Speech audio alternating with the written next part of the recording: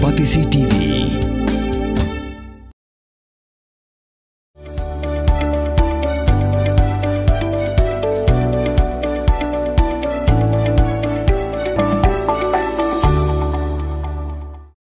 Watlah kedai ke jingja ke baca syabar jong ke jela. Hendak ke dapat ke kubur ke bagi pat ba jong ke jela ru ki don kam bentim na ke bentak ke jing singan jong ki. Argut ki kena kilayap bat sipaungut pat kila kempang. Hadien magila di ya ke dawai jerho dextrom thorpan hydrobromide syrup ya ke bala shnar ke company Kesan Pharma. Kini kedai ke jingja ke belajar Rajasthan. Uwei na ki kena ubayap udeu kena ubadang sans nem kerta. Uba na Sikar district jong jela Rajasthan. Haga sni ublei u khna u jerho bat su khriat. Kumta ki kimi ki pa ki alame u sha community health center kabaran ha chirana. U doktor bopet yu ni khna ula ai da ka dawai jerho. Bat ka kimi kala pindi ya ka dawai ha ka por khatwe shiteng min me bat kala penthia andre u khna keshu bat kala le rai u sha hospital andre ki doktor kila pen bana ba ulayap lupa shwa ban poi sha hospital ki kimi ki pa kila pentem ba de khna u basaj bakhlan andre u sudan tang ga jingjer ho bat so kriat mulumala ha din bla sapriang kene khubor kadon sakawi pat kalong yeng kabala mi shakhmat ban pentem ba khon jong kiru u batang arsnam ulayam hadin ba udi yakni ka jo ka dawai jerho kini kalong yeng kabana ka shnong malha kabadan ha khap sor jong ka bharatpur kila pentem ba ha ka yeng jong ki kidan laingut khna ki bejerho bat kila yo dakajo kini ka dawai na ka jaka sumar ka sarkar kabadan hashnong kila pendi ya ka dawai ha ka por si beje steng mensingi handai baro laingut ki khna ki klem kesho wat hadien san kentaru hadai hadien melapen ki bat kirsiu arngot ki kindet ben riu kat bawa badang ars nampan keshu bat ulayap sendam dan sakwe pat kalong yeng kabaya kendo kum kane kaju ke jingja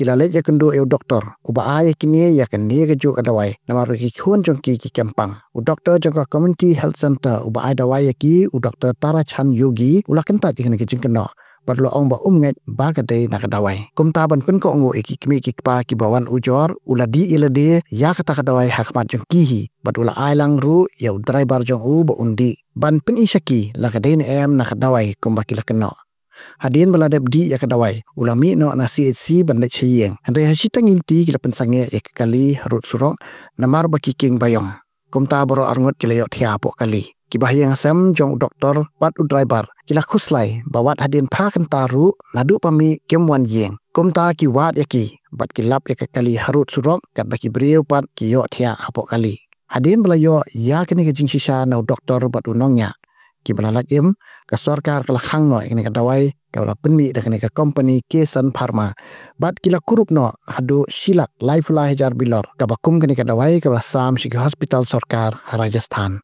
dalor kata ki don sa prahajar aspa bilor ha SMS hospital ha Jaipur bat la hukum bakim de show ban ai shakinompang.